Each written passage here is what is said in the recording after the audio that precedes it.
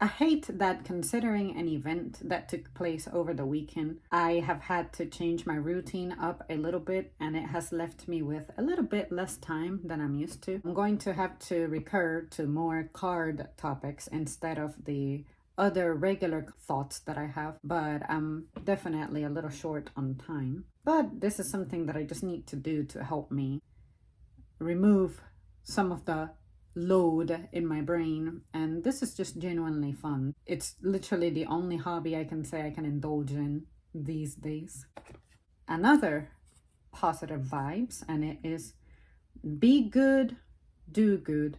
Very simple, very easy, very straight to the point. I think it's very easy to be good. The ways that I opt for genuinely, actively, full of effort being good is be a good worker, be a good family member, be a good friend. And the way that I would define you are good at something like that is, like I have said before, I think the meaning of life is to cure misery. The way that I can be something like a good daughter is to help my mom out best I can without, of course, compromising myself too much, because hey, at the end of the day, I need to do things, I need assistance.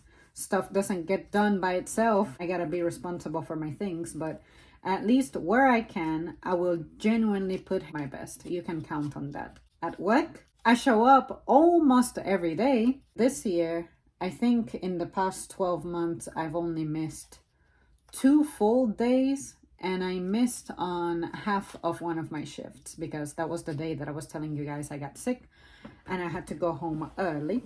But while I'm at work, I like to use my knowledge, expertise, experience, and continue to do my job consistently. While I'm at it, help others where they might need help that I may be able to assist with. And then when it comes to my personal life, anywhere else, such as being a friend or a girlfriend, same thing, very basic, just be honest. Have the best of intentions in mind. You don't have to be responsible for how people react to things, like I have said before, but definitely what you do say, the content of it, and I think the intention is important. I find that, like I've said before, even if you have good intentions, your good intentions may not match with the goals that somebody has. And I think that's okay. Whereas in the past, I just could not understand that even if I have the right answer to someone's challenge, may not be what they want. And that's something I always felt a little arrogant about. Because you know how sometimes you're able to see things that the other person may not be able to see because of the state of their mind. I know I've been in that situation. But I think as long as you at least see those things and you're prepared to deliver it if the moment comes, that's fine. But I guess you gotta learn when it's your time to deliver that. And that was something I was struggling with because I don't have problems with the timing of things. You can talk to me about anything, even if I'm getting ready for bed. I'm never going to turn down an important discussion or anything that especially may edify me. That might be the price I have to pay, the cost I have to pay. And to do good, like I just explained, I think it's very easy to do once that's something that you're just used to doing. I can't say that I'm perfect when it comes to doing good because there are some things that I genuinely do not feel like being such a perfectionist anymore. And one of them is unfortunately the one that I think is the saddest, and that is I don't do very good at my home anymore.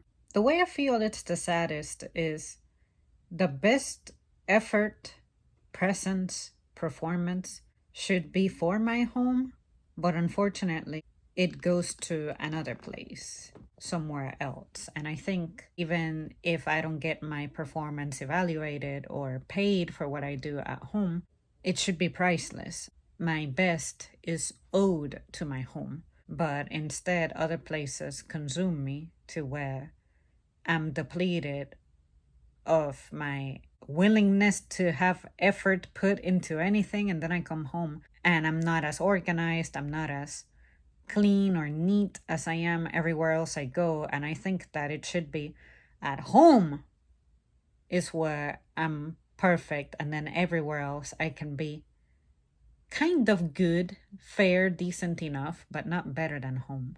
I hate that at work I am far more organized and neat compared to home. I'm not saying that my home is a complete, utter, disgusting place, but unfortunately, sometimes I say, well, because I am the sole manager of this place now, then I can pick what things get neglected and suffer no consequences because this is for myself. I'm holding myself accountable now. But I don't like that because I think that enables me to start bad habits. And I think that my home should be the number one place where my best effort, my best focus, my best energy, all of that is devoted to.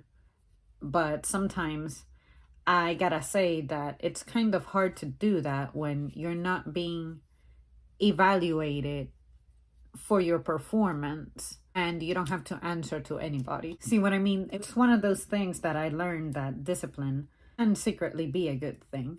I just need to, I guess, cut back on my attempts at having fun and instead being like, okay, I gotta accept that I gotta be trapped at home and do home related things, even if that costs me resting time or recreational time, which I already don't get a lot of. It's just that sometimes it's just the sacrifice and the price that you have to pay.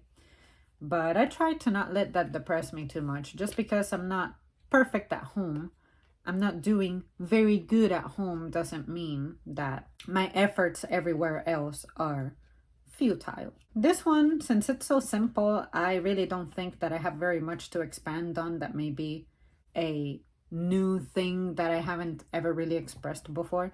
And I'm trying to not repeat myself too much, but I know it's inevitable because if some topics are linked and my values and opinions don't really change much, then it's difficult to present new, fresh thoughts into something that you may not have already heard before. But maybe this is what's needed to serve as reinforcement that I'm not trying to keep up with an act or something. It's very easy when you're genuine and authentic for you to be consistent and even pick up on where you may have changed your views on. Personally, like I have said before, I really don't tend to change because once I decide something, you mean to tell me that I will have done so much thinking, so much planning, so many methodical moves, and in the end, I'm not going to remain committed to the conclusion I arrived at?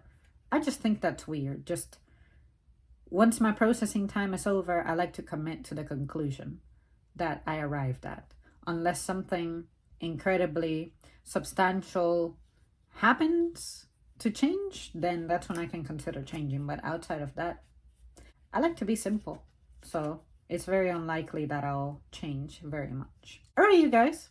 I hope that made sense. I hope you see where I'm coming from with this one. Thanks so much for tuning in. Let me know your thoughts on something like this, because I think that it's one of those phrases that it's very short, very sweet, very basic, but it can hold a lot of meaning, a lot of power. And there's some stuff that you may need to think about. All right, I'll see you soon. Thanks for watching.